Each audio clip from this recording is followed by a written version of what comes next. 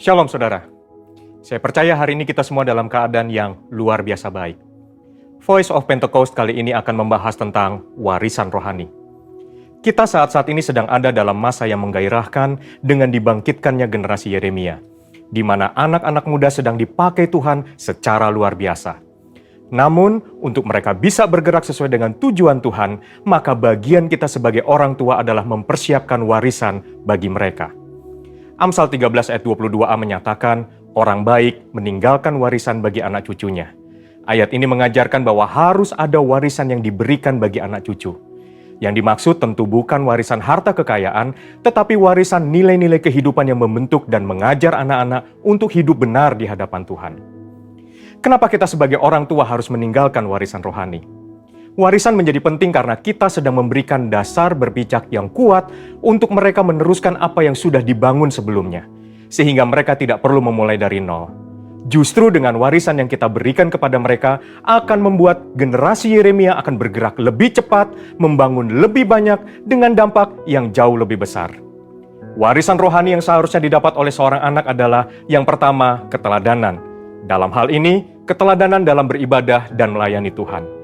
Mari kita lihat kehidupan Samuel. Sejak kecil Samuel sudah berada dalam lingkungan bait Allah dan terbiasa mengenakan jubah dan baju efod dari kain lenan yang dibuatkan ibunya. 1 Samuel 2 ayat 19 mencatat, setiap tahun secara rutin ibunya memberikan jubah imam kepada anaknya. Ini adalah gambaran kesetiaan dan kesungguhan dari seorang ibu yang menginginkan anaknya tumbuh menjadi seorang pelayan Tuhan. Hasilnya adalah Tuhan justru memilih Samuel menjadi imam dibandingkan dengan kedua anak imam Eli sendiri yang hidup dalam dosa. 1 Samuel 2 ayat 26 mencatat bahwa Samuel yang muda itu semakin besar dan semakin disukai, baik di hadapan Tuhan maupun di hadapan manusia. Samuel mendapat pijakan untuk langkah awalnya sebagai seorang imam melalui kesetiaan ibunya.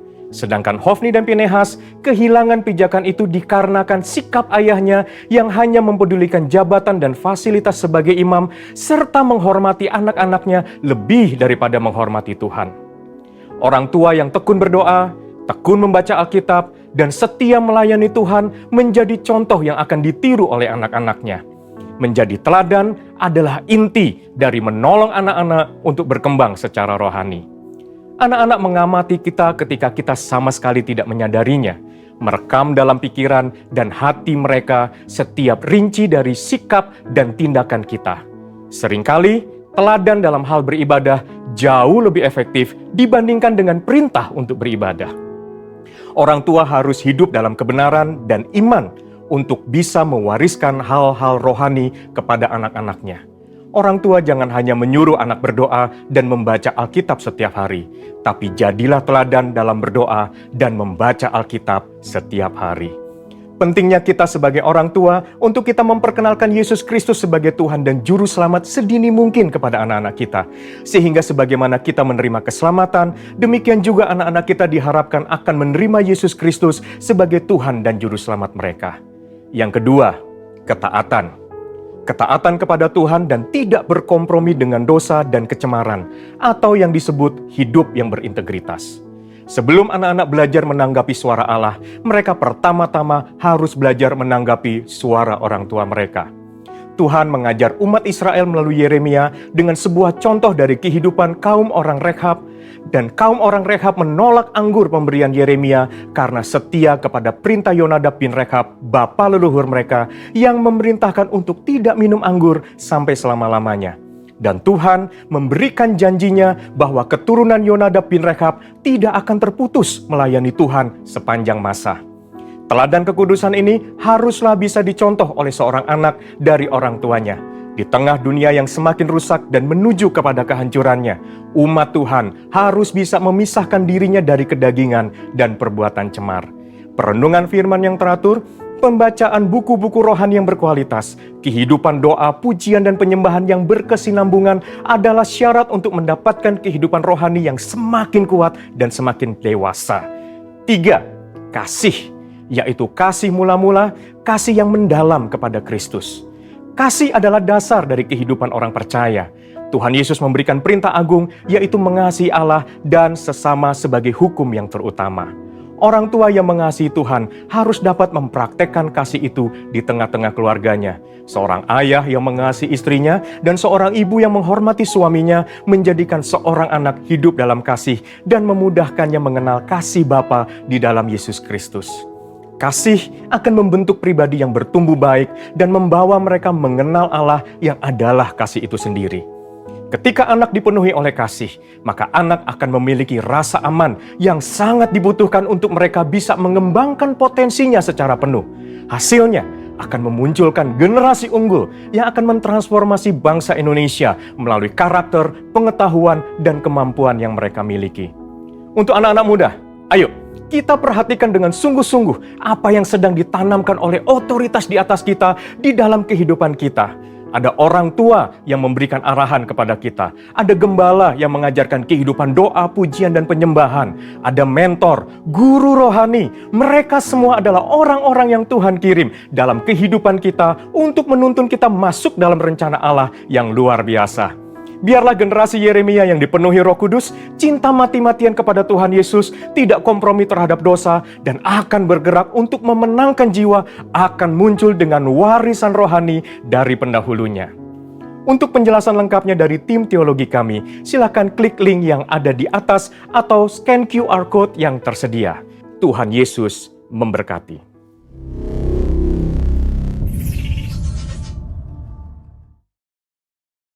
Shalom Bapak Ibu terkasih.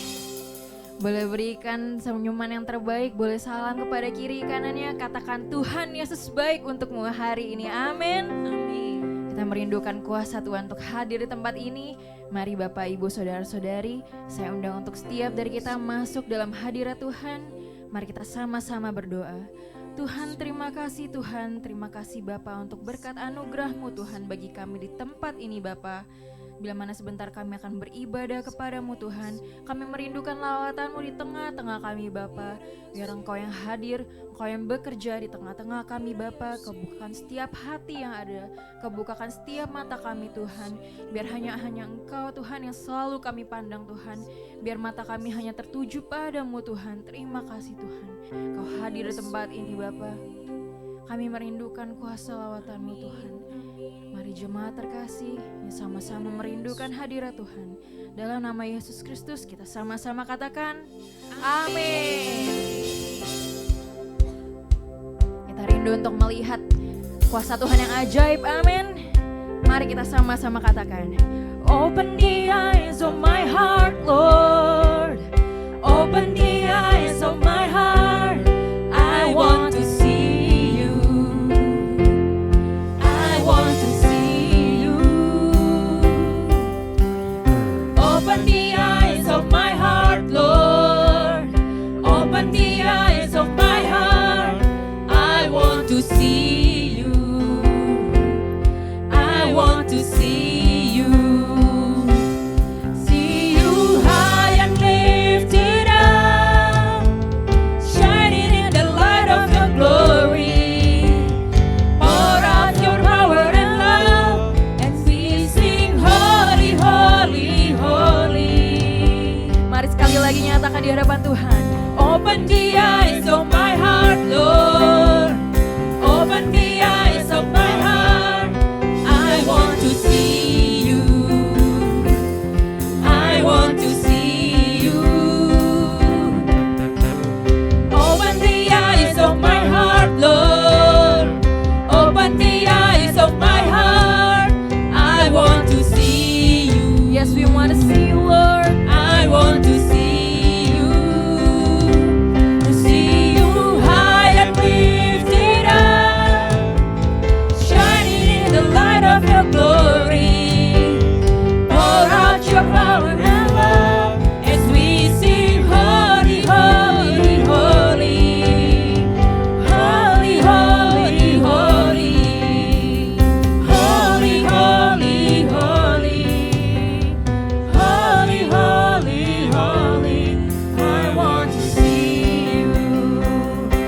Kita mau sama-sama dibukakan mata hati pada Tuhan. Katakan, buka mata hatiku, buka mata hatiku, biar ku memandangmu.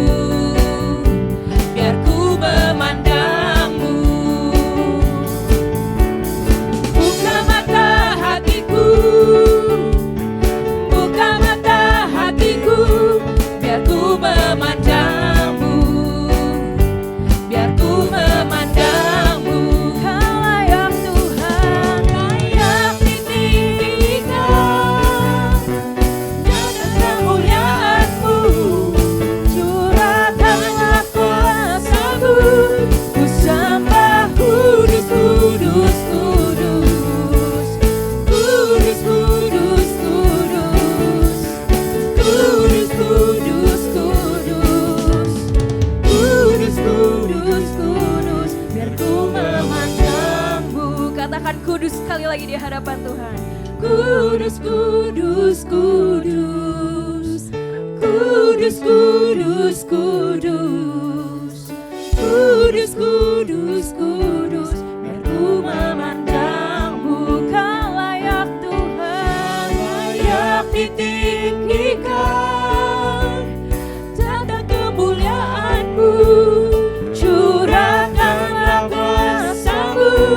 Ku sembah kudus, kudus, kudus. Kau layak ditinggikan. Nyata kemuliaan-Mu, curahkanlah kuasa-Mu. Ku sembah kudus, kudus, kudus.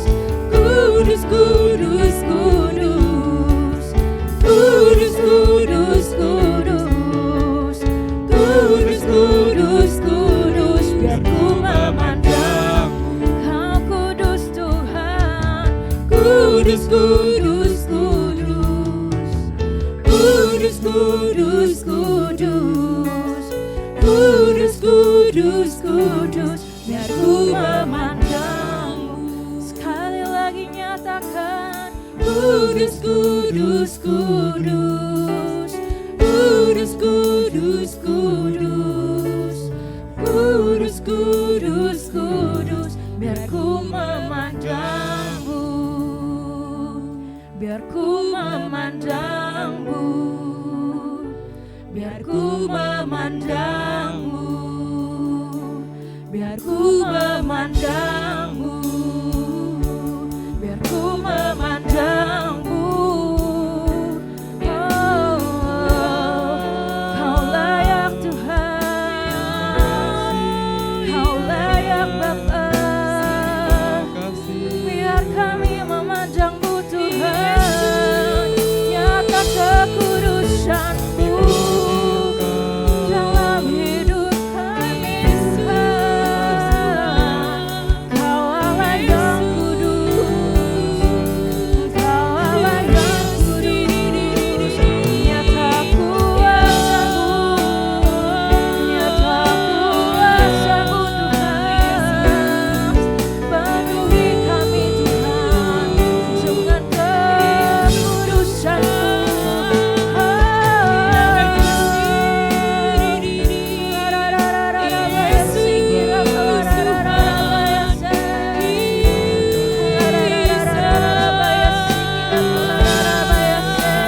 Kau penuhi kami Tuhan dengan kekudusan-Mu Bapa. Kau Allah yang kudus Tuhan. Allah yang kudus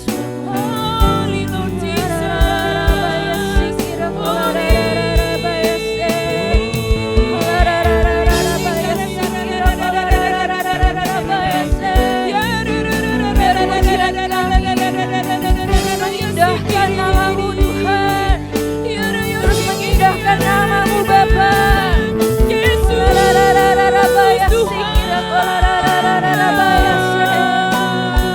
Mari jemaat masuk dalam hadirat Tuhan. Panggil Dia di tempat ini. Panggil Dia di tempat ini. Fokuskan hatimu pada Tuhan.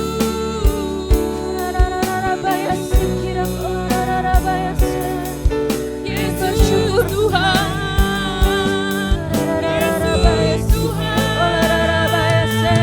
Kau ditinggikan. Kau dimuliakan Tuhan. Terima kasih. Terima kasih banyak. Biar kekudusan-Mu terus memenuhi kami Tuhan. Biar kekudusan-Mu terus mengalir tempat ini Tuhan. Kau basuh setiap hati kami Tuhan.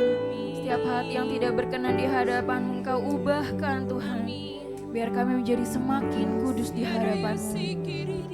Biar kami boleh terus memuji, membesarkan nama-Mu Tuhan. Karena Kau Allah yang kudus. Kudus, kuduslah Tuhan. Allah semesta alam, surga bumi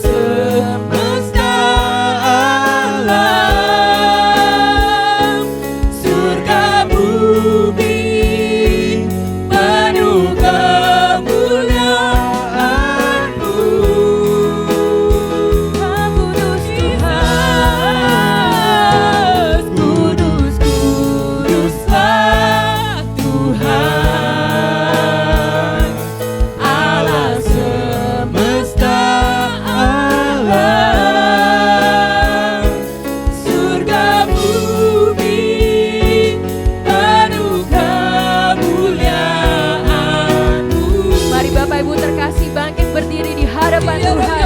Kita sambut kerajaannya. Kerajaanmu datanglah, kehendakmu jadilah di bumi seperti di surga.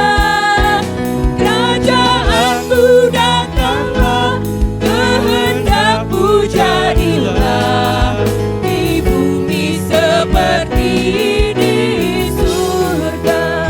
Muliakanlah Raja, segala raja, penguasa di udara diruntuhkan. Biarlah nama Tuhan ditegakkan sekarang, kemuliaan kuasa-Nya atas kita. Kerajaanmu datanglah, kehendakmu jadilah di bumi seperti di surga. Kerajaanmu datanglah, kehendakmu jadilah di bumi seperti di. Mari jemaat saja nyatakan di hadapan Tuhan. Kerajaanmu datanglah, kehendakmu jadilah. Sama-sama angkat tanganmu di hadapan Tuhan. Kita undang hadirat-Nya masuk di tempat ini. Kerajaanmu datanglah, kehendakmu jadilah di bumi seperti di surga. Datang Tuhan. Kerajaanmu datanglah, kehendakmu jadilah di bumi seperti di surga.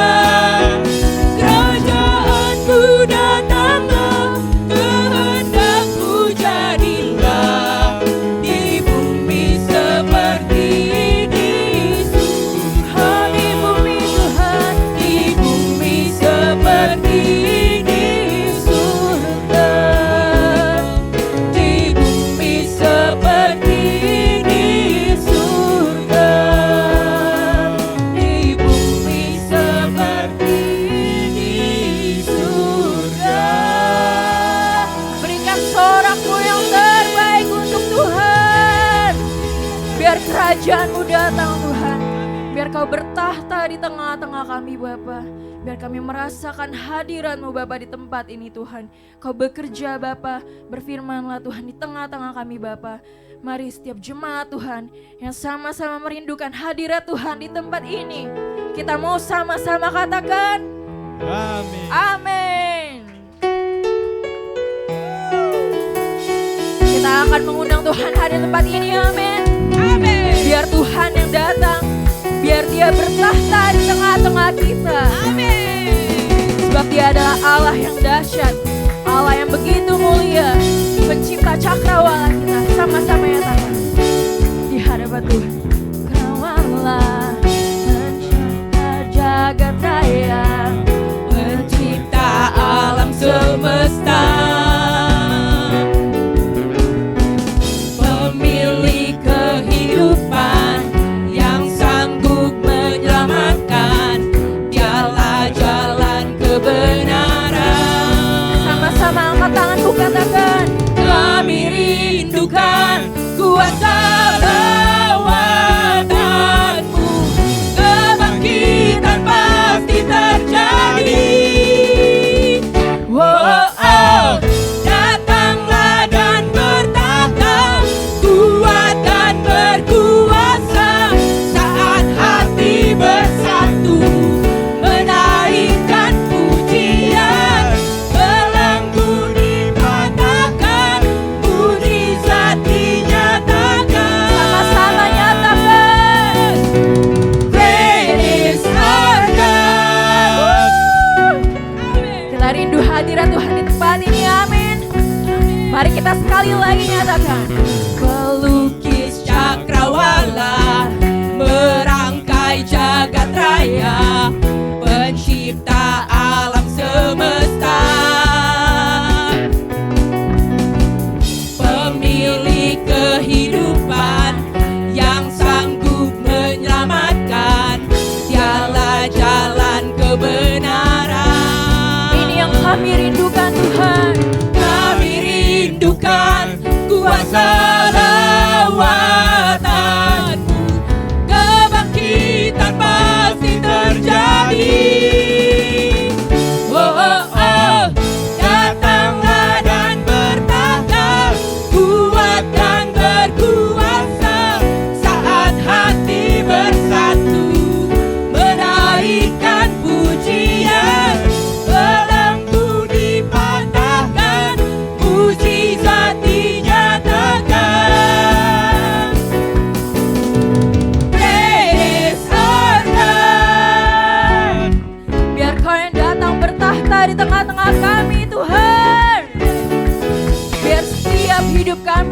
setiap langkah kami Tuhan, kami boleh selalu melihat pekerjaan-Mu di tengah-tengah kami Bapa. Segala kemuliaan bagi-Mu. Mari sama-sama nyatakan. Kami rindukan kuasa buatan-Mu, kebangkitan pasti terjadi. Oh, datanglah dan bertahta, kuat dan berkuasa, saat hati bersatu menaikkan pujian. Belenggu dipatahkan, mujizat dinyatakan. Sama-sama katakan apa? Great is our God. Yang percaya Allah kita Allah yang dahsyat, katakan amin. Sekali lagi katakan amin. Masih rindu memberkati satu sama lain, amin. Boleh angkat tangannya? Kita angkat tangannya, kita sama-sama katakan. Anggur baru tercurah, penuhi umatnya dengan sukacita. Amin. Berikan senyum terbaik-Mu. Minyak baru tercurah, urapi umatnya, nyata kuasanya. Kita berikan sorakan yang terbaik untuk Tuhan. Katakan sekali lagi. Roh Kudus tercurah di tempat ini, urapannya yang ajaib memulihkan umatnya. Roh Kudus tercurah bagi gerejanya, membangkitkan umat pilihannya. Hari inilah harinya Tuhan, saat pembebasan tiba. Belenggu dosa tak dipatahkan, mari bersorak meriah. Katakan apa? Hey! Anggur baru tercurah, penuhi umatnya dengan sukacita. Minyak baru tercurah, urapi umatnya, nyata kuasanya. Mari sama-sama mengurapi. Anggur baru tercurah, penuhi umatnya dengan sukacita. Minyak baru tercurah, urapi umatnya, nyata kuasanya. Saya rindu melihat jemaat saling berkati, katakan. Anggur baru Berkati kiri kanan dengan penuh kasih dan sukacita, katakan di hadapan Tuhan. sukacita. Minyak baru tercurah, urapi umatnya, nyata kuasanya.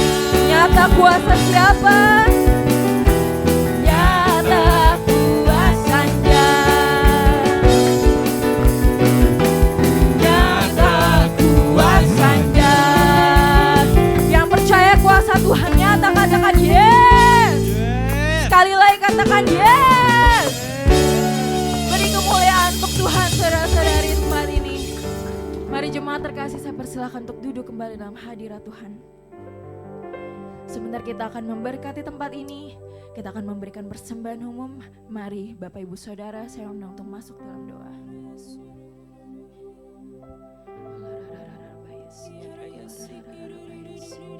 Kami bersyukur Tuhan untuk cinta kasih-Mu Bapa.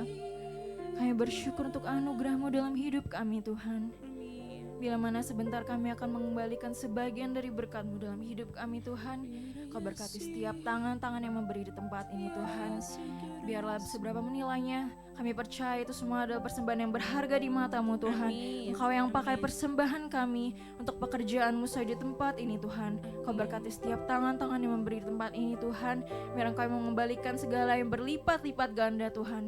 Kami percaya Bapa, kuasa tangan-Mu nyata untuk setiap kami di tempat ini Tuhan. Indahkanlah persembahan kami di hadapan-Mu, biar kami boleh memberikan persembahan yang harum di hadapan-Mu Tuhan. Terima kasih Bapa.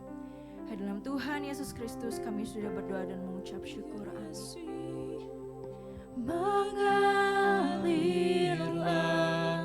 kuasa Roh Kudus, mengalirlah di tempat ini, mengalirlah oh Roh Kudus, pulihkanku. Mengalirlah kuasa Roh Kudus, mengalirlah di tempat ini, mengalirlah oh Roh Kudus, pulihkanku. Mari jemaat kita sama-sama angkat pujian dari awal kita ngadep. Bagaikan tanah kering yang merindukan air,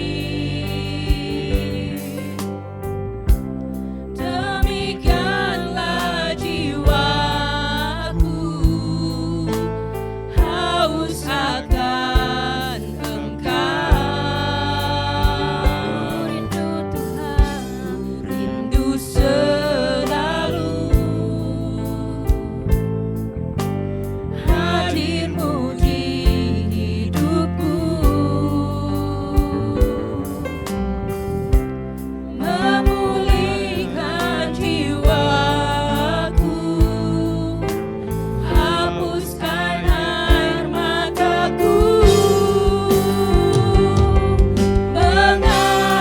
Mengalirlah kuasa Roh Kudus, mengalirlah di tempat ini, mengalirlah oh Roh Kudus, pulihkanku. Mengalirlah kuasa Roh Kudus, mengalirlah di tempat ini, mengalirlah oh Roh Kudus, pulihkanku. Mari jemaat saja nyatakan di hadapan Tuhan.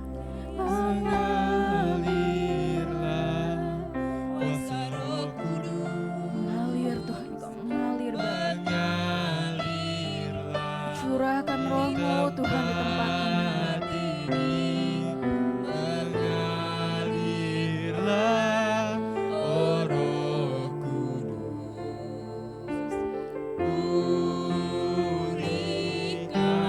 Kau terus mengalir Tuhan, katakan. Yes, Kau mengalir Tuhan di tengah-tengah kami Bapa. Fokuskan hati dan pikiran-Mu hanya pada Roh Tuhan yang terus penuhi tempat ini Bapa. Oh Roh Kudus, pulihkan. Mari jemaat terkasih, saya undang untuk bangkit berdiri di hadapan Tuhan. Kita mau sama-sama katakan. Mengalirlah kuasa Roh Kudus, mengalirlah di tempat ini, mengalirlah oh Roh Kudus, pulihkanku.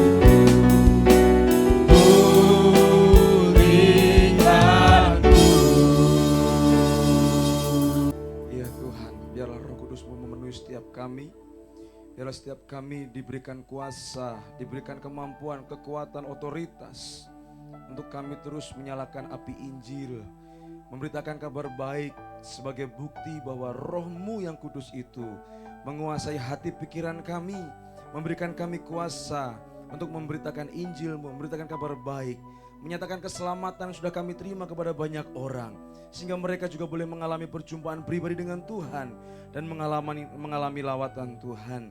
Terima kasih Bapak, terima kasih. Kami bersyukur buat pagi yang indah ini. Kami boleh bersekutu, kami boleh memuji Tuhan. Dan sebentar kami mau dengar firman-Mu ya Bapak. Kuasai hati pikiran kami untuk kami bisa dengar-dengaran akan firman-Mu. Terlebih lagi kami mau melakukan firman Tuhan dalam kehidupan kami sehari-hari sebagai umat-umat Allah. Terima kasih Bapak, terima kasih. Di dalam nama Tuhan Yesus yang siap dengar firman Tuhan, sama-sama kita katakan amin, amin, amin. Silakan duduk Bapak Ibu yang dikasih Tuhan. Shalom. Sekali lagi shalom. Luar biasa. Puji Tuhan. Terima kasih kepada Bapak Gembala dan juga staf penggembalaan. Kalau hari ini saya boleh diberi kesempatan untuk boleh melayani di tempat ini. Puji Tuhan. Bapak Ibu yang dikasih Tuhan, GBI Good News and Revival ya, luar biasa. Kabar baik begitu ya. Ini mengingatkan saya bahwa beberapa hari yang lalu ketika Bapak Gembala menghubungin untuk menyampaikan firman Tuhan hari ini, saya bilang siap Pak begitu ya. Dan saya ada di Jawa Tengah minggu. Saya baru balik tadi malam sekitar jam 1 pagi ya. Jadi masih sedikit kurang-kurang, tapi puji Tuhan sudah aman begitu ya. Saya kebetulan membawa teman-teman atau murid-murid sekolah penginjil yang ada di Petamburan, karena kebetulan saya adalah pimpinan dari sekolah penginjil, dan ini masa-masa praktek mereka di daerah-daerah begitu ya, untuk mempersiapkan mereka menjadi utusan-utusannya Tuhan begitu ya, merintis pelayanan, church planting dan lain sebagainya. Dan kebetulan selama sepekan kemarin kami ajak mereka untuk praktek pekan misi di daerah lereng Gunung Lawu di Jawa Tengah, perbatasan Jawa Tengah, Jawa Timur. Di sana ada sebuah desa yang sangat terpelosok, karena walaupun di Jawa ternyata masih ada desa yang terpelosok dan terisolir karena aksesnya yang cukup terjal, dan masyarakat di sana hampir 50% tidak bisa bahasa Indonesia. Jadi masih pakai bahasa daerah, bahasa Jawa. Dan kebetulan saya sedikit-sedikit bisa mengerti karena memang orang Jawa kan begitu ya. Dan saya ajak teman-teman murid-murid kami yang merupakan siswa-siswa sekolah penginjil dari berbagai macam daerah. Kami ajak untuk mereka memberitakan kabar baik di sana. Di sana belum ada orang percaya, mereka masih agama suku begitu ya, kejawen, dan belum mengenal Tuhan. Dan puji Tuhan selama sepekan dari mulai hari Minggu kami berangkat dan sampai kemarin kami kembali, Tuhan menyatakan kuasanya sangat luar biasa. Di mana mereka yang belum pernah dengar kabar baik, mereka mau mendengar kabar baik, membuka hati mereka, dan mereka boleh mengalami perjumpaan pribadi dengan Tuhan. Dan tindak lanjutnya nanti setelah teman-teman sekolah penginjil ini selesai, karena bulan Juni mereka akan diwisuda, ada beberapa orang yang kami akan tempatkan di sana untuk melakukan church planting, perintisan gereja. Doakan kiranya pekerjaan Tuhan ini boleh terus berjalan dan nama Tuhan saja yang ditinggikan. Amin. Bapak Ibu dikasih Tuhan, yang namanya pelayanan atau pekabaran Injil itu tidak bisa terlepas dari spirit Pentakosta, di mana kita tahu bahwa Yesus sebelum dia naik ke surga, dia memberikan sebuah amanat agung kepada para murid-muridnya yang harus dikerjakan bagi setiap murid-muridnya, bagi setiap orang-orang yang percaya, yakni apa? Memberitakan kabar baik. Matius pasal 28 ayat 18, 19, 20 dikatakan di sana, pergilah, jadikanlah semua bangsa murid Tuhan, muridku, kata Tuhan kepada para murid-muridnya. Artinya apa? Yesus memberikan perintah yang harus dilakukan, karena ini pesan-pesan terakhir sebelum Yesus naik ke surga. Yang namanya pesan terakhir itu pesan paling utama, paling inti. Ya, wasiat kepada para murid-muridnya. Kalau kita sebagai orang-orang percaya mengaku diri sebagai murid Tuhan Yesus, harusnya kita juga menerima mandat yang sama. Untuk apa? Pergi memberitakan kabar baik. Dan kalau kita perhatikan baik-baik, sebelum Yesus menyampaikan pesan untuk murid-murid pergi memberitakan kabar baik, ada suatu dilema yang dialami oleh para murid-murid. Di mana di dalam ayat yang ke-16-17 dari Matius pasal 28, murid-murid datang ke Galilea hendak berjumpa dengan Yesus terakhir kalinya. Namun ketika mereka tiba di sana, mereka segera sujud menyembah kepadanya. Namun ada beberapa di antara murid yang masih ragu-ragu. Dikatakan di dalam ayat yang ke-17, tetapi beberapa di antara mereka ragu-ragu. Padahal mereka sudah 3,5 tahun bersama-sama dengan Yesus. Mereka mengiring Yesus, belajar dari Yesus yang memberitakan kabar baik, memberitakan keselamatan, bahkan menyerahkan dirinya sebagai korban penebusan, sebagai juru selamat bagi semua orang. Namun ada beberapa murid-murid yang ragu-ragu. Maka Yesus menyampaikan kepada para murid-muridnya, karena dia tahu ada murid-murid yang ragu-ragu, karena lebih dengar apa kata dunia daripada apa kata Tuhan, daripada melihat langsung apa yang Yesus alami, yang Yesus kerjakan. Bahkan sudah terjadi bahwa Yesus sudah bangkit, mengalahkan maut. Mereka lebih dengar-dengaran apa kata dunia, orang-orang prajurit-prajurit yang dibayar oleh imam-imam kepala, memberitakan kabar hoaks, bahwa Yesus tidak bangkit, bahwa Yesus itu mayatnya dicuri, ya kan? Padahal prajurit-prajurit saksi kunci, saksi mata yang melihat kebangkitan Yesus. Namun mereka disuap oleh para imam-imam kepala ahli-ahli Taurat untuk memberitakan kabar hoaks. Dan ternyata kabar hoaks juga didengar oleh para murid-murid. Sehingga kemudian mereka ragu-ragu, ini bener enggak Yesus? Jangan-jangan. Nah kan begitu toh. Tetapi Yesus menyampaikan, kepadaku telah diberikan kuasa di sorga dan di bumi. Artinya apa? Yesus yang pegang kendali. Dia yang adalah Tuhan yang menjadi manusia untuk menyelamatkan manusia yang berdosa. Memang ada pandangan-pandangan di mana masa Yesus itu adalah manusia dijadikan Tuhan. Saya juga sependapat. Enggak ada manusia yang dijadikan Tuhan, enggak ada. Enggak bisa manusia menjadi Tuhan. Tapi Yesus adalah Tuhan yang menjadi manusia. Amin. Untuk apa? Menjadi manusia yang tanpa dosa, menyelamatkan manusia yang berdosa. Yesus yang adalah Tuhan mau menjadi manusia untuk menyelamatkan manusia berdosa, karena Tuhan mau jadi apa bisa. Betul ya? Mau jadi apa aja bisa. Dia adalah Tuhan yang tak terbatas. Kalau manusia terbatas. Dan akhirnya ketika Yesus menyampaikan pesan terakhir sebelum dia naik ke surga di dalam Kisah Para Rasul pasal yang ke-1 ayat yang ke-8, setelah Yesus menyampaikan bahwa aku sudah punya kuasa, Yesus menyampaikan kepada para murid-muridnya, tetapi kamu akan menerima kuasa kalau Roh Kudus turun ke atas kamu, dan kamu akan menjadi saksiku di Yerusalem dan di seluruh Yudea dan Samaria dan sampai ke ujung bumi. Ketika Yesus sudah naik ke surga setelah memberikan mandat amanat agung, dia juga menjanjikan yang namanya Roh Kudus kepada murid-muridnya. Dan perjanjian lama dalam kitab Yesaya pun juga sudah menyatakan demikian. Di mana akan ada Roh Kudus yang diberikan, Roh Allah yang diberikan kepada orang-orang percaya. Untuk apa? Bisa menyatakan kabar baik Tuhan kepada banyak orang. Dan Bapak Ibu yang dikasihi Tuhan, salah satu spirit dari Pentakosta adalah terjadinya gerakan kebangunan rohani dan pemberitaan kabar baik. Bukan cuma sekedar dikatakan di dalam Kisah Para Rasul pasal yang kedua, para murid-murid yang ada di Yerusalem sekitar 120 orang, mereka berkumpul, bersekutu, menantikan pengurapan Roh Kudus, hadirnya lawatan Roh Kudus. Mereka diperlengkapi dan mampu bermanifestasi dengan bahasa roh saja.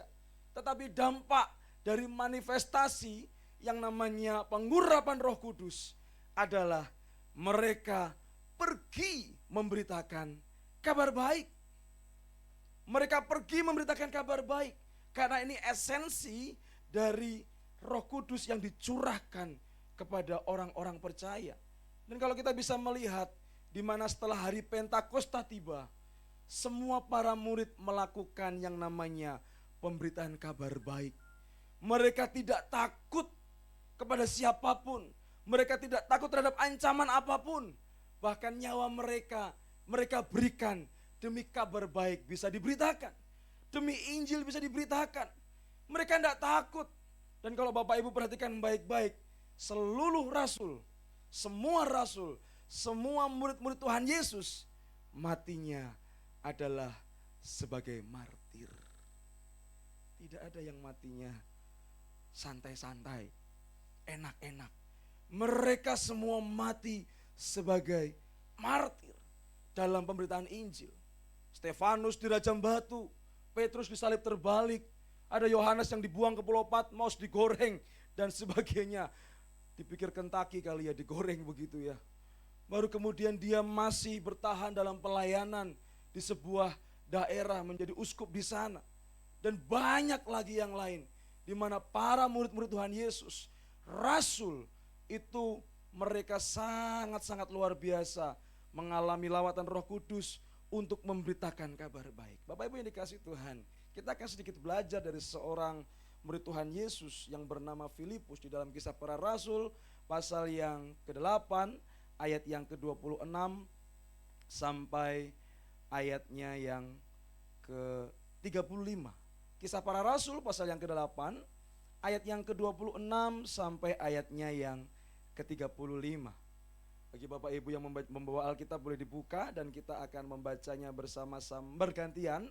Saya akan membaca ayat yang genap dan Bapak Ibu bisa membaca ayat yang ganjil. Nah, sekali lagi kita akan bangkit berdiri bersama-sama.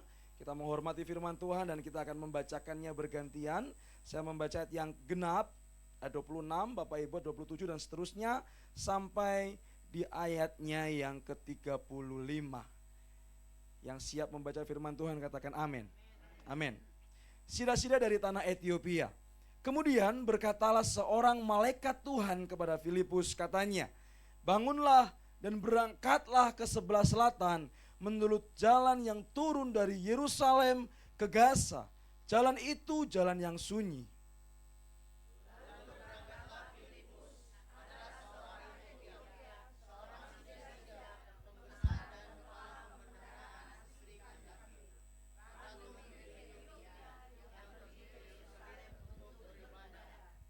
Sekarang orang itu sedang dalam perjalanan pulang dan duduk dalam keretanya sambil membaca kitab Nabi Yesaya.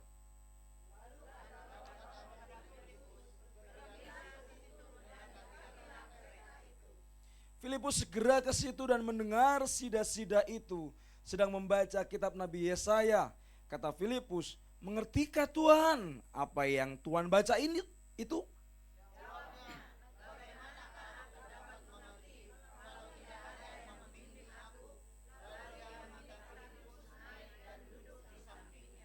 Nas yang dibacanya itu berbunyi seperti berikut. Seperti seekor domba ia dibawa ke pembantaian, dan seperti anak domba yang keluh di depan orang yang menggunting bulunya, demikianlah ia tidak membuka mulutnya.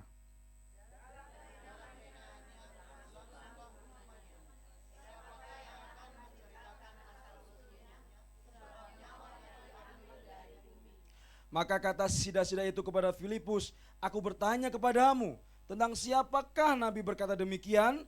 Tentang dirinya sendiri atau tentang orang lain?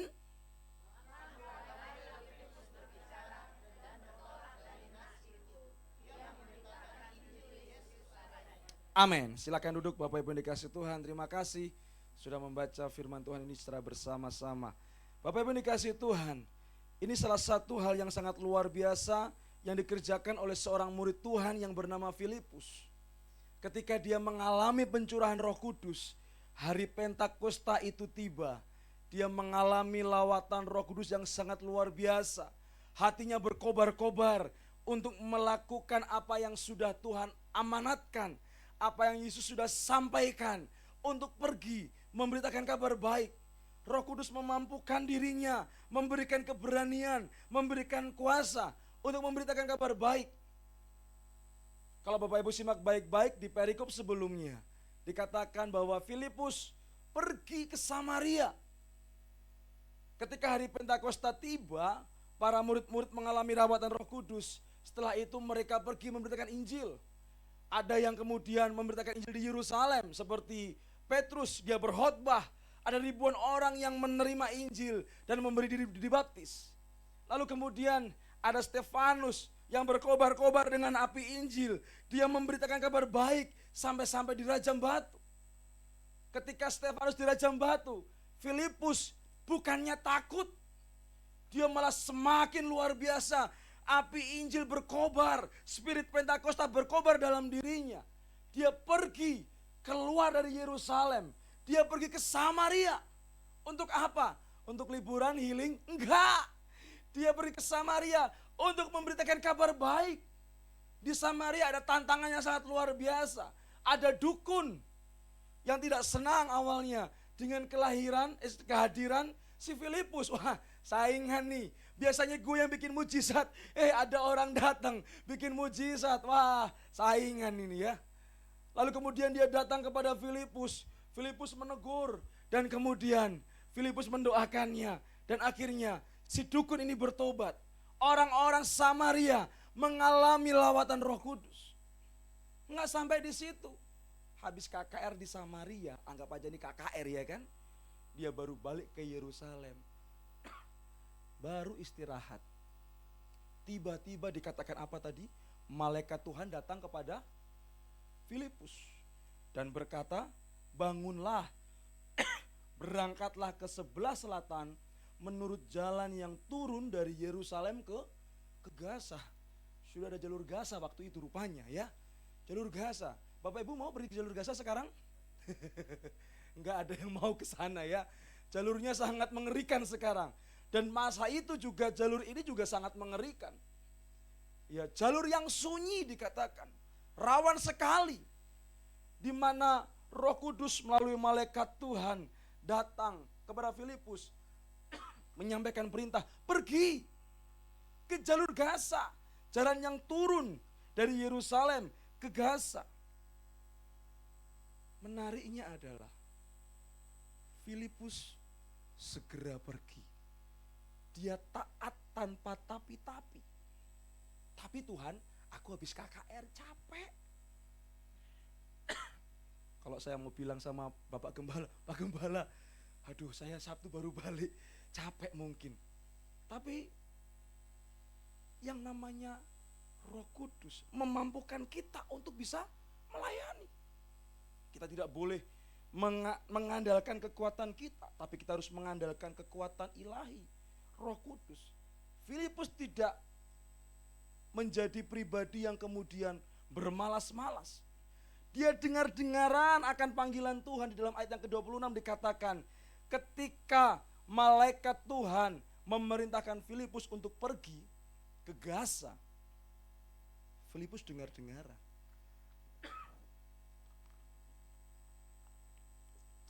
Di mana Filipus dengar-dengaran, ada kepekaan akan suara Roh Kudus, akan suara malaikat Tuhan yang memerintahkannya untuk pergi. Andai saja Filipus tidak peka, nggak dengar-dengaran, dia akan ketemu dengan sida-sida Ethiopia kah? Tidak akan. Tetapi dia peka, dia dengar-dengaran. Mohon maaf, terlalu semangat, suka teriak-teriak Bapak Ibu ya. Saya kalau disuruh khotbah santai-santai itu rasanya gimana? Mohon maaf ya, saya minum dulu.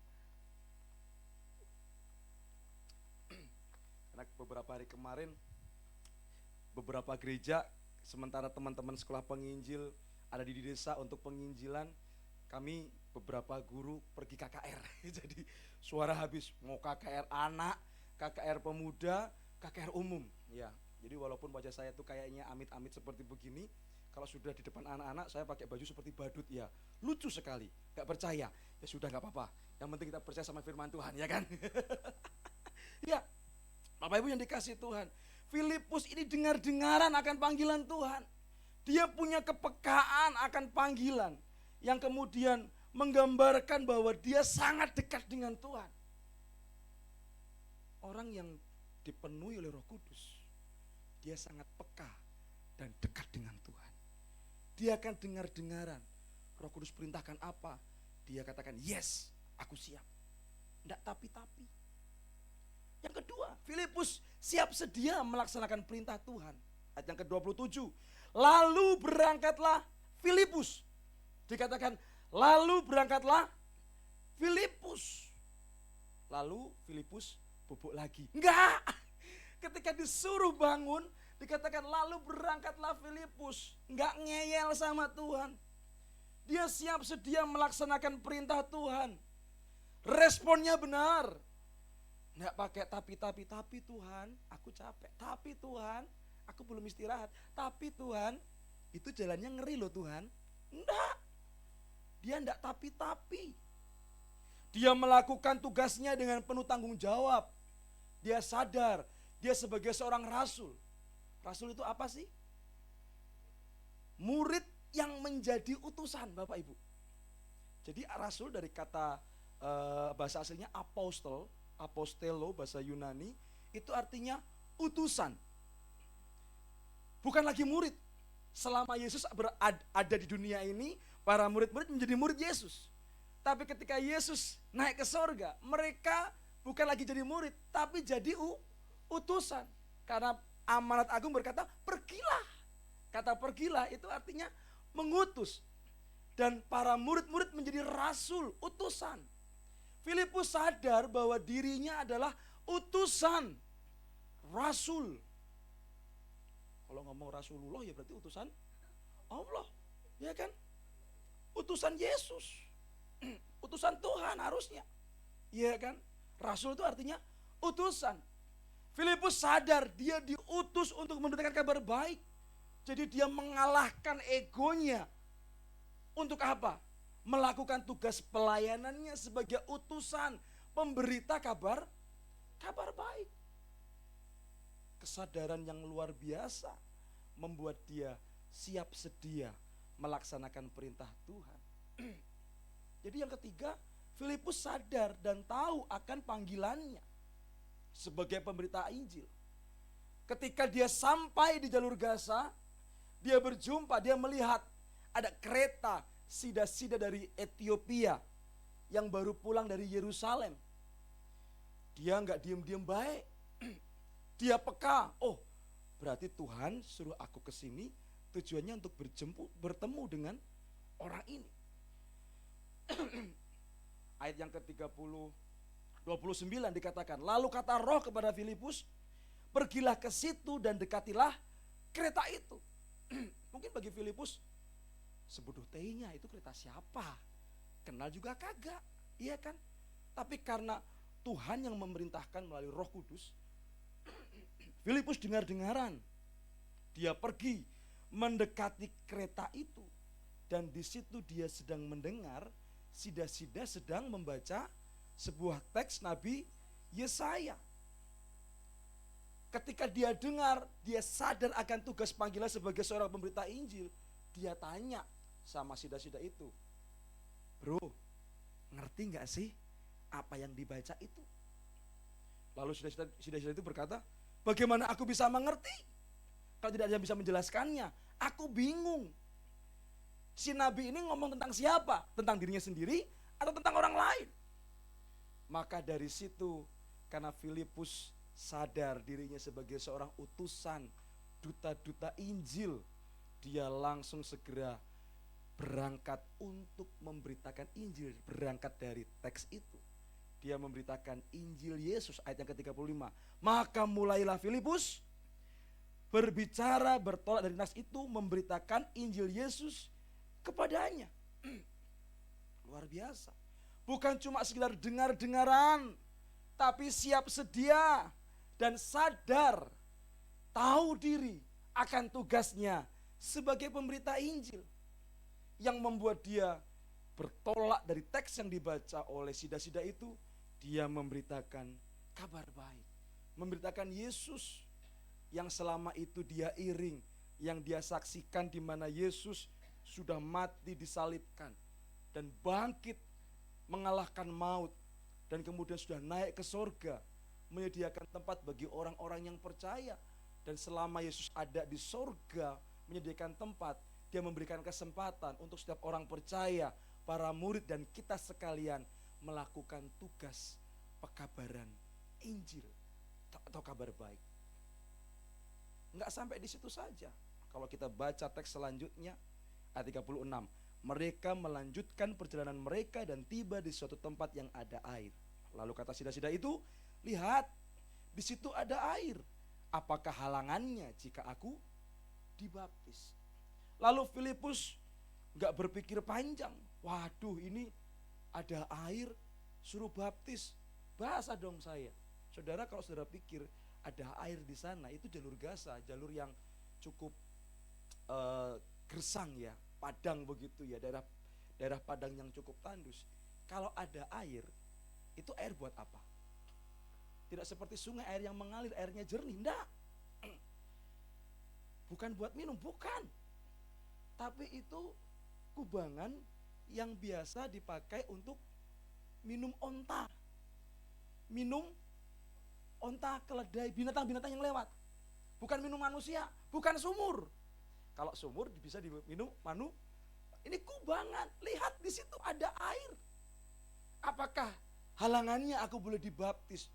Bayangkan air liurnya si onta dan binatang-binatang itu ada di sana. Tapi Filipus luar biasa. Dia hanya berkata, jika Tuhan percaya dengan segenap hati, boleh. Maka sudah itu berkata, aku percaya bahwa Yesus Kristus adalah anak Allah. Dan akhirnya kereta itu berhenti. Turunlah mereka keduanya ke dalam air, baik Filipus maupun sida-sida itu, dan Filipus membaptis sida-sida itu. Dia berani melepaskan hak demi tujuan ilahi. Ya, dia harus terjun ke air yang notabene airnya tidak jelas. Ya kan? Dia melepaskan rasa lelahnya untuk dia mau pergi ke jalur Gaza. Dia mengalahkan rasa takutnya untuk terus berjalan memberitakan kabar baik.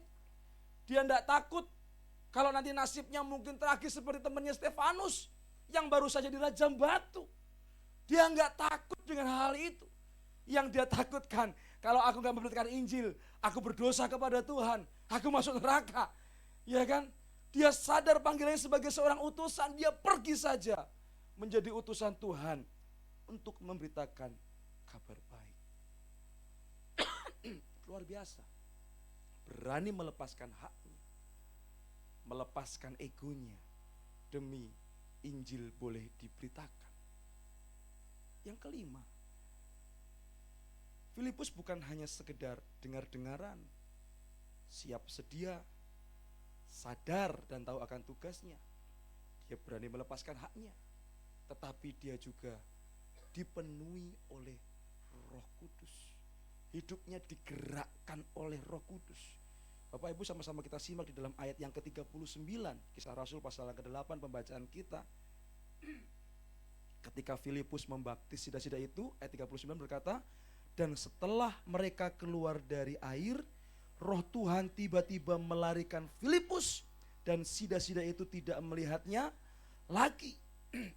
Ia meneruskan perjalanannya dengan sukacita, tetapi ternyata Filipus ada di Asdod. Ia berjalan melalui daerah itu dan memberitakan Injil di semua kota sampai ia tiba di Kaisarea. Bagaimana hidupnya diliputi oleh Roh Kudus, dilarikan oleh Roh Kudus kemana saja dia ngikut. Roh Kudus yang menggerakkan Filipus dalam seluruh aspek pelayanan yang dia kerjakan. Roh Kudus sebagai motor penggerak dalam melakukan setiap tugasnya. Hidupnya dikuasai oleh Roh Kudus, bukan dikuasai oleh kedagingan, tetapi dikuasai oleh Roh Kudus, sehingga dia merelakan dirinya di bawah oleh Roh Kudus. Dilarikan oleh Roh Kudus kemana saja agar Injil bisa diberitakan. Luar biasa. Spirit Pentakosta Roh Kudus yang sudah dicurahkan kepada kita, yang baru saja kita peringati minggu lalu. Ya, di mana 2000 tahun yang lalu sudah dicurahkan kepada para murid-murid di Yerusalem. Dan kita sebagai orang percaya, gereja saat ini mengalami, memperingati kembali lawatan Roh Kudus bagi setiap orang percaya. Roh Kudus bukan cuma sekedar dimanifestasikan di dalam gereja. Memang salah satu manifestasi Roh Kudus itu penting, memberkati orang percaya, memberikan kuasa bagi orang percaya, mengurapi, melawat setiap orang percaya. Tetapi bukan cuma sekedar untuk kita alami saja di gereja dan kita egois tidak mau pergi keluar sana. Spirit Roh Kudus, kuasa Roh Kudus akan memampukan kita untuk pergi memberitakan kabar baik. Mungkin Bapak Ibu bertanya-tanya, Pak, saya nggak sekolah Alkitab, saya nggak sekolah penginjil, saya cuma jemaat. Bagaimana saya bisa memberitakan kabar baik? Bagaimana bisa menginjil? Bukankah ada banyak metode penginjilan? Iya benar, ada berbagai macam metode penginjilan. Ada PIA 3, ada Evangelism Explosion, ada apa lagi ya? DMM, Discipleship Making Movement, dan masih banyak lagi. Namun sebetulnya penginjilan itu sangatlah mudah. Di mana Injil itu artinya adalah kabar baik. Euangelion, Injil, kabar baik. Sebetulnya kata Injil atau Euangelion ini dipakai oleh Paulus untuk menunjukkan bagaimana kabar baik itu harus disampaikan. Di mana sebetulnya kata Evangelion itu biasa dipakai pada zaman perang Roma pada waktu itu. Ketika perang, lalu kemudian satu negara mengalami kemenangan, begitu ya, maka akan diutuslah seorang untuk memberitakan kabar Evangelion. Kepada siapa? Kepada raja di istana. Evangelion artinya kabar baik, di mana mereka menang perang, di mana mereka mengalami kemenangan.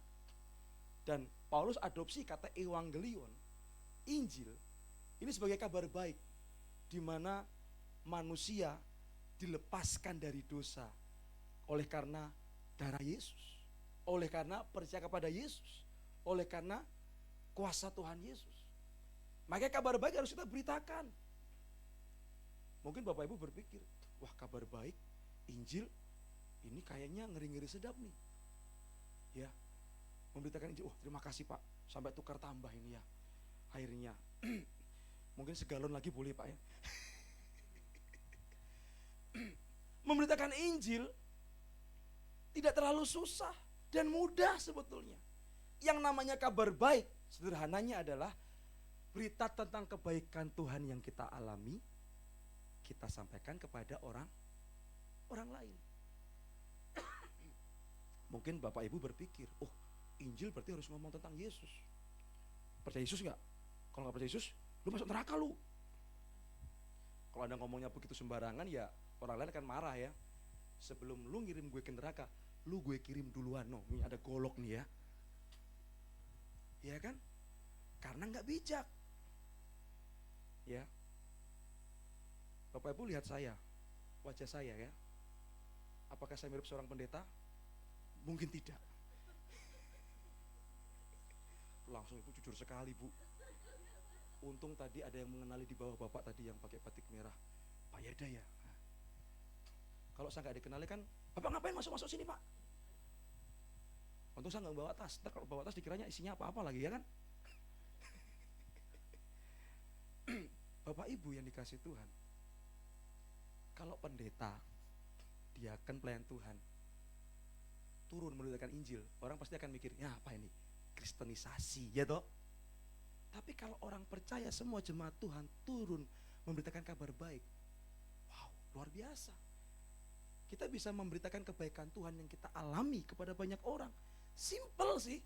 Contoh, lagi belanja nih, ketemu dengan tukang sayur dan juga tetangga-tetangga. Mungkin harga hari itu cabai sedang naik. Gak tahu ya sekarang cabai harga berapa ya Bapak Ibu? Yang biasa ke pasar nih. 5.000, nggak mungkin Kak. Sembrono 5.000, ini yang protes emak-emak nanti. 60 ya Bu ya, betul ya? Oh yang biasa ke pasar ya. Aduh, harga cabai naik. Susah. Mungkin tetangga-tetangga akan bilang ya, iya nih, waduh, masa makan cabai aja lebih mahal daripada makan daging sapi, kan begitu ya. Mahal sekali. Coba kalau kita datang sebagai orang percaya yang mengalami kebaikan Tuhan, lalu memberitakan kabar baik dengan bahasa sederhana seperti ini misalnya. Wah, gimana nih abang, apa kabar? Kayaknya lagi sukacita dapat berkat banyak ya. Berkat gimana? Harga cabai naik Bu. Ah, walaupun harga cabai naik, tapi Tuhan masih baik loh sama saya. Tuhan juga masih baik sama abang. Loh kok bisa? Lah buktinya abang masih bisa jualan, ya toh? Itu kan bukti kebaikan Tuhan. Saya juga boleh mengalami kebaikan Tuhan melalui abang yang jualan. Kok bisa? Walaupun harga cabai 60.000, ini saya mau beli 5.000, masih dapat 5 biji. Betul enggak? Ini bukti kebaikan Tuhan. Nanam sendiri. Sederhana toh. Pola pikirnya simpel saja. Kita menunjukkan bagaimana kebaikan Tuhan yang kita alami sehari-hari kepada orang lain. Itu sudah memberitakan Injil loh. Betul loh. Bersaksi itu sudah memberitakan Injil. Amin. Menunjukkan bahwa Tuhan pelihara kita, aku diberi kesehatan. Kita bilang puji Tuhan, Tuhan baik. Itu memberitakan kabar, orang akan melihat. Beda ya, encim ini dengan aku. Kok bisa beda? Oh ternyata dia punya Tuhan Yesus. Ya toh? Injil ada berapa Bapak Ibu? Ada berapa Injil? Matius, Markus, Lukas, apalagi? 4 ya? Iya, kalau belajar Alkitab, Injil ada 4. Tapi kalau ngomong penginjilan, Injil itu ada 5. Kok bisa Pak? Matius, Markus, Lukas, Yohanes. Yang terakhir siapa? Saya dan Anda. Orang di luar sana enggak baca Matius, enggak baca Markus, enggak baca Injil Lukas, enggak baca Injil Yohanes. Yang dia baca, dia lihat adalah diri kita. Surat yang terbuka. Bagaimana hidup kita sukacita, damai sejahtera, menunjukkan kasih kepada banyak orang. Itulah berita Injil.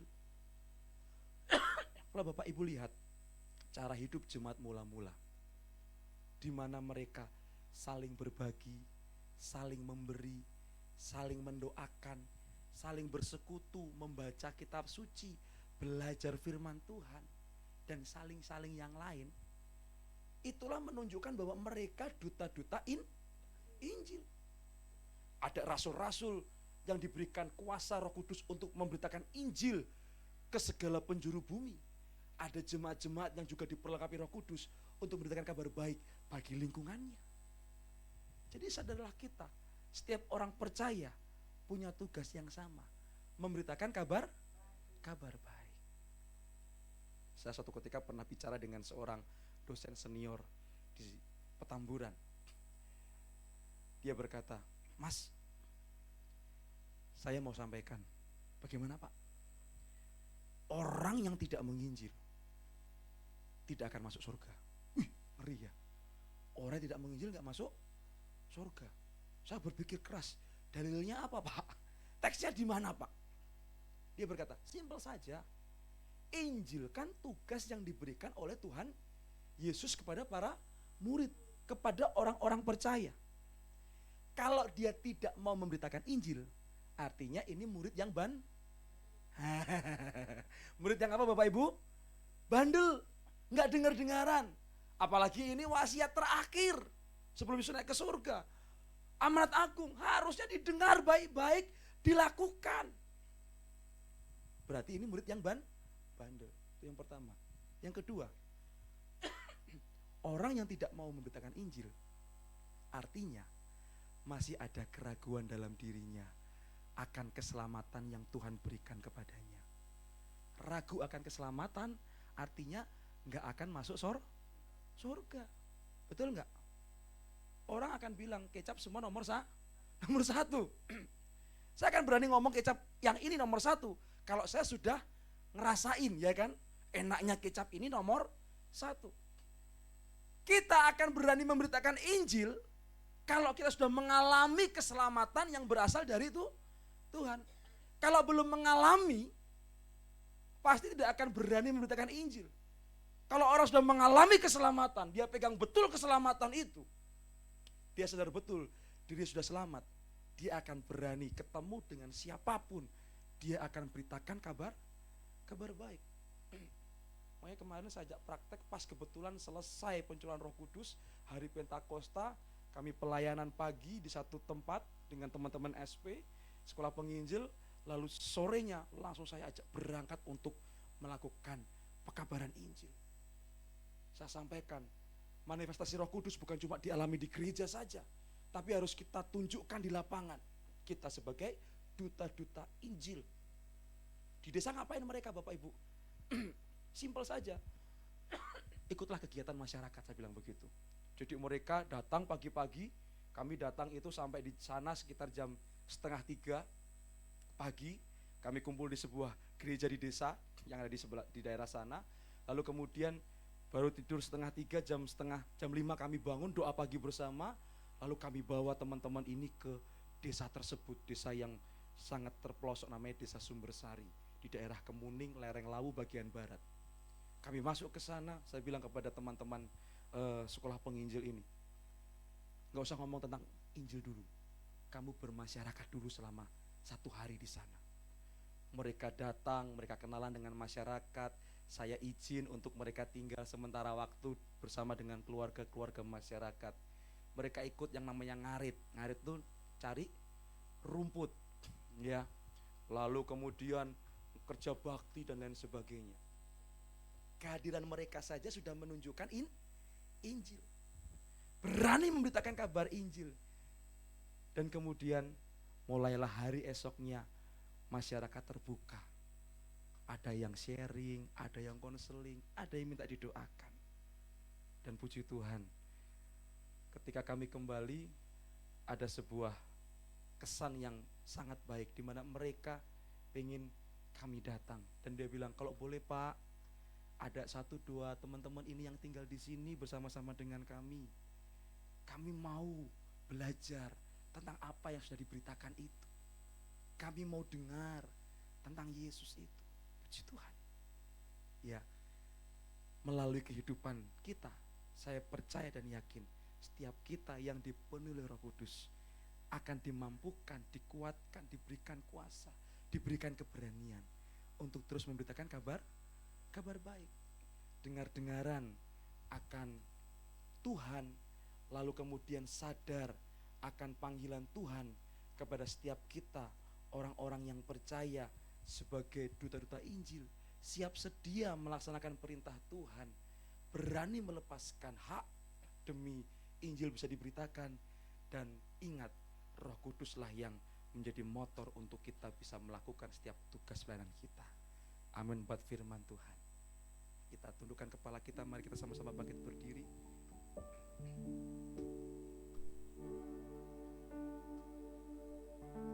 Roh Allah yang hidup penuhiku, amin. Roh Allah yang hidup pulihkanku, pan ke atasku, membangkitkan kuasa. Roh Allah yang hidup, Roh Allah yang hidup penuhiku, Roh Allah yang hidup pulihkanku. Turunlah urapan ke atasku,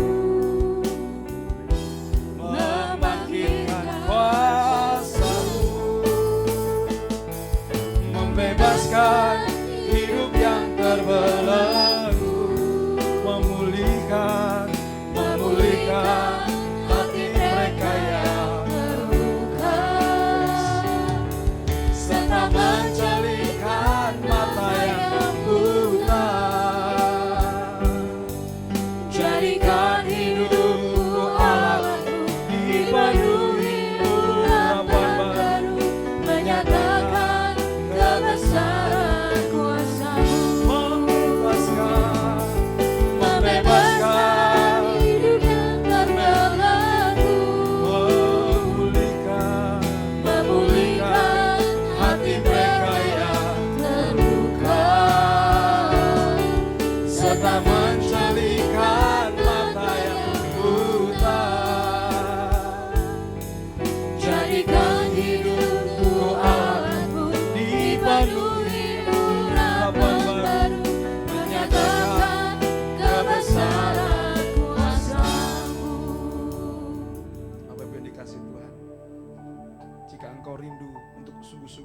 mengalami Roh Kudus dalam kehidupanmu, sadarlah bahwa engkau harus menjadi duta-dutanya Injil Tuhan.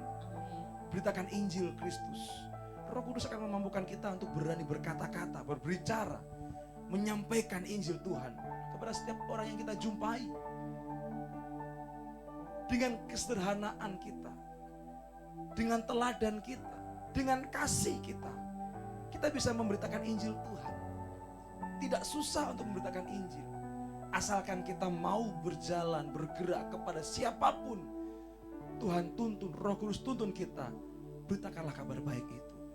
Jangan takut, jangan ragu. Engkau yang beritakan Injil, engkau yakin akan keselamatanmu. Engkau yang memberitakan Injil, engkau tidak meragukan kuasa Tuhan dalam dirimu. Engkau yang memberitakan Injil, engkau akan mengalami yang namanya upah kerajaan surga. Jadi jangan ragu untuk beritakan Injil, karena Roh Kudus mengurapi setiap orang percaya. Orang percaya yang memiliki Roh Kudus dalam dirinya, dia akan dimampukan untuk terus berkata-kata, memberitakan kabar baik kepada setiap orang yang dia jumpai. Terima kasih Bapak, terima kasih. Kiranya urapan Roh Kudus-Mu Tuhan mengalir atas setiap umat-Mu, memberikan mereka keberanian, kuasa, otoritas, wibawa ilahi, untuk mereka boleh memberitakan Injil melalui perkataan, melalui teladan hidup, melalui sikap hidup mereka, dimanapun mereka berada. Mereka bisa menyaksikan Tuhan. Mereka menjadi Injil-Injil Tuhan yang terbuka. Berikanlah keberanian bagi setiap kami ya Tuhan. Di dalam nama Yesus, dalam nama Yesus. Roh Kudus-Mu yang menyalakan api Injil itu bagi setiap kami. Haleluya. Di nama Tuhan, jemaat Tuhan yang diberkati dalam firman hari ini boleh lambaikan tangannya. Puji nama Tuhan, ada banyak orang-orang yang diberkati di tempat ini. Terima kasih Bapak atas pelayanan Tuhan Yesus memberkati. Sebelum kita melanjutkan, saya ingin bertanya, apakah ada di antara Bapak, Ibu atau Saudara yang pertama kali hadir di tempat ini? Apakah ada? Puji nama Tuhan, luar biasa jemaat Tuhan yang setia di tempat ini. Sebentar kita akan memberikan persembahan yang terbaik untuk Tuhan, untuk perawatan gereja di tempat ini. Mari Bapak, Ibu, Saudara, saya undang masing-masing dari kita untuk masuk dalam doa. Tuhan, terima kasih Tuhan untuk berkat-Mu, untuk firman-Mu pada pagi hari ini Tuhan. Biar setiap hari kami Tuhan boleh terus diberkati dengan firman-Mu Bapa. Biar firman-Mu boleh menjadi berkat dalam hidup kami Tuhan. Bila mana sebentar kami akan memberkati gereja ini Tuhan, untuk merawat gereja kami Bapa. Kiranya Engkau berkati setiap tangan dan setiap hati yang Engkau gerakan untuk memberkati tempat ini Tuhan. Biar persembahan kami boleh menjadi persembahan yang terbaik untuk memperluas pekerjaan-Mu di tempat ini Bapa. Terima kasih Tuhan, terima kasih Bapa. Hai dalam Tuhan Yesus Kristus, kami sudah berdoa dan mengucap syukur. Amin. Anggur baru tercurah, penuhi umatnya dengan sukacita.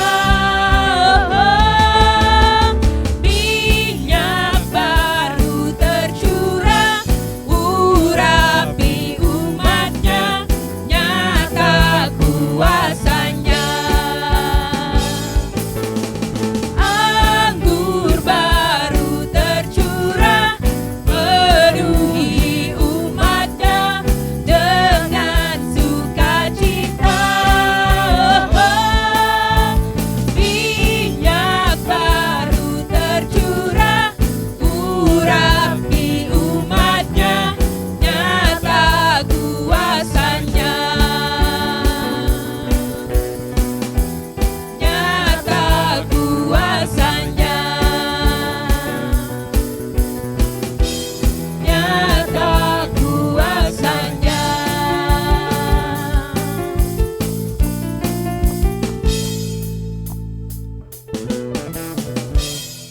Puji nama Tuhan, terima kasih Bapak Ibu yang sudah memberkati tempat ini. Tuhan Yesus memberkati. Sebentar kita akan mendengarkan pengumuman dan juga doa syafaat kepada hambanya yang bertugas, dipersilahkan.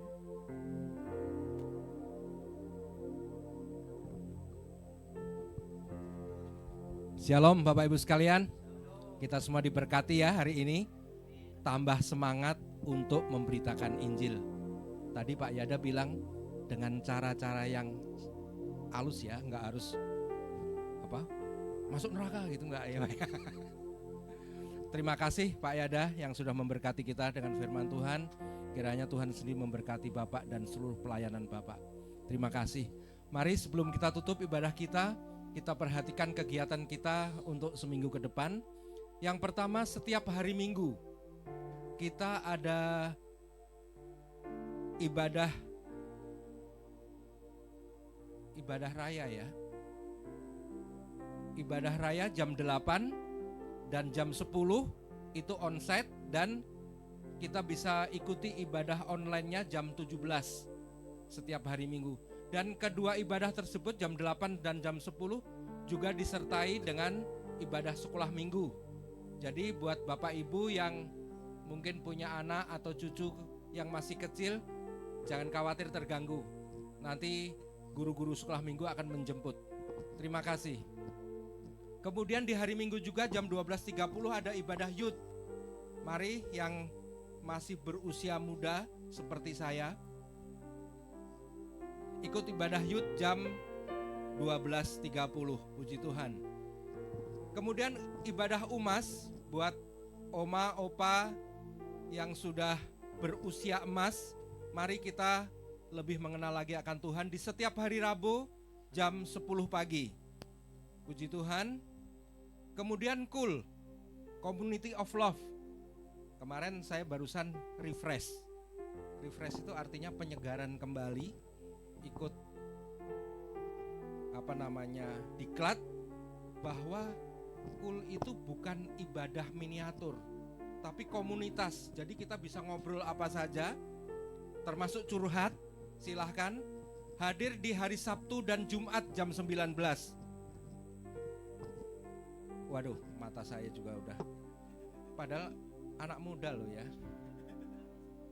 Hari Kamis dan Jumat jam 19. Ayo, yang punya persoalan-persoalan rumah tangga pun boleh. Yang mungkin hari ini mendengarkan Pak Yada menyampaikan firman kurang jelas juga bisa diseringkan di tempat tersebut. Kemudian di hari Jumat juga ada saat teduh untuk youth. Adanya di unit ruang sebelah, juga di jam 19. Puji Tuhan. Doa pagi dilaksanakan setiap hari Sabtu buat kita semua, baik yang oma opa, anak-anak muda maupun yang masih produktif. Hari Sabtu adalah hari libur jam 6 pagi. Bagi Bapak Ibu yang ingin menjadi anggota GBI GNR, mari silahkan bergabung dan hubungi pengerja di belakang. Pelayanan baptisan air bisa menghubungi pengerja di belakang. Puji Tuhan. Bagi Bapak Ibu yang mungkin punya pergumulan, ada mau doa, mau konseling, di belakang juga ada kartu yang sudah disediakan. Silahkan diisi dan dimasukkan ke dalam kotak. Jangan khawatir, enggak dibongkar kemana-mana. Untuk mengetahui kegiatan kita, baik itu di ibadah raya, di ibadah youth maupun di sekolah minggu, silahkan follow sosial media tersebut. Jangan lupa subscribe. Terus apa? Puji Tuhan.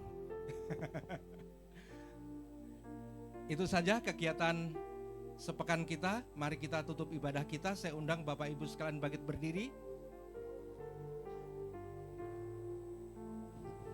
Terima kasih Tuhan, kami mengucap syukur kalau Engkau sudah campur tangan secara aktif dalam ibadah kami. Kami boleh merasakan kehadiran Tuhan, jamahan Tuhan yang luar biasa. Teristimewa Tuhan, Engkau memberikan kami semangat baru Tuhan untuk menyelesaikan amanat agung ini Tuhan. Agar kami berjalan keluar memperkenalkan nama-Mu lewat kehidupan pribadi kami Tuhan. Mari Roh Kudus, Engkau memberikan kekuatan kepada kami untuk selalu menjadi contoh yang baik dimanapun kami berada Tuhan. Terima kasih juga kami mengucap syukur kalau hari ini Engkau sudah utus Pak Yada Tuhan untuk memberkati kami dengan firman-Mu. Mari Engkau memberkati Pak Yada Tuhan, memberkati keluarganya, memberkati pelayannya, di mana-mana hamba-Mu ini berada Tuhan. Engkau memberkati, Engkau bikin semua yang dilakukannya boleh berhasil. Terima kasih Tuhan. Kami mau juga berdoa buat bangsa dan negara kami Tuhan. mulai presiden, wakil presiden sampai aparat terendah RT RW sekalipun Tuhan, kami serahkan dalam tangan-Mu. Beri roh takut akan Tuhan, supaya di dalam negara ini Tuhan, kami boleh leluasa untuk memuji memuliakan nama-Mu. Kami juga serahkan pemimpin rohani kami, Pak Niko dengan para stafnya, gembala kami Tuhan di rayon 1G, Pak Kiki dengan para stafnya, khususnya Tuhan gembala kami di tempat ini, Pak Hari, Bu Devi. Tuhan, kami serahkan dalam tangan-Mu Tuhan. Mari Engkau berikan visi-visi baru, Engkau berikan kemampuan Tuhan untuk mengantar kami Tuhan, makin hari makin dekat dengan Engkau Tuhan. Terima kasih Tuhan, kami serahkan juga Tuhan seluruh pengerja yang pada siang hari ini ambil bagian dalam pelayan pekerjaan-Mu. Tuhan memberkati berlimpah-limpah. Tuhan, tak lupa kami juga berdoa untuk seluruh jemaat Tuhan. Kami tidak tahu Tuhan, mereka datang dengan berbagai masalah apapun. Kami tahu, yakin dan percaya Tuhan, yang sakit Tuhan sudah jamah dan Tuhan sudah sembuhkan. Yang lemah Tuhan sudah beri kekuatan. Dan di dalam Engkau pasti ada kemenangan. Terima kasih Tuhan, terima kasih. Sebentar Tuhan, kami akan pulang ke rumah kami masing-masing. Kami rindu menerima berkat melalui gembala kami Pak Hari Tuhan.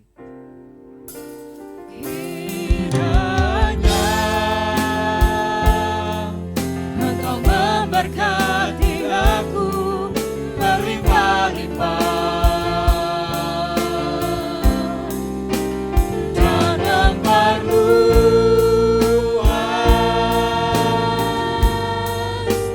daerahku,